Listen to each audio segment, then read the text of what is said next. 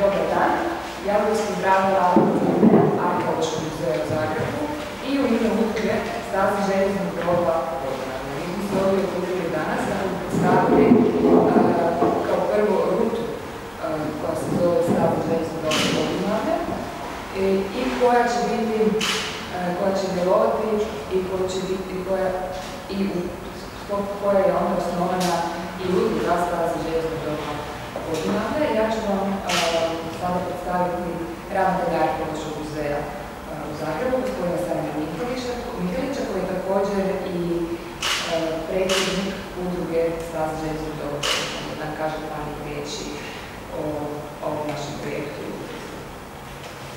Dobro nam je stalo da ova informacija sliši općoj i u stručnoj javnosti. Naime, osnovni povod je činjenica da smo ovih dana registrirali, osnovali udrugu pod nazivom Staza željeznog groba Podunavlje, kao što kolegica Marta Vakil, udruge projekta. Riječ je o udruzi, međunarodnoj udruzi koja okuplja niz partnera, iz sektora kulture za sada, iz za sada 4 podunavske zemlje.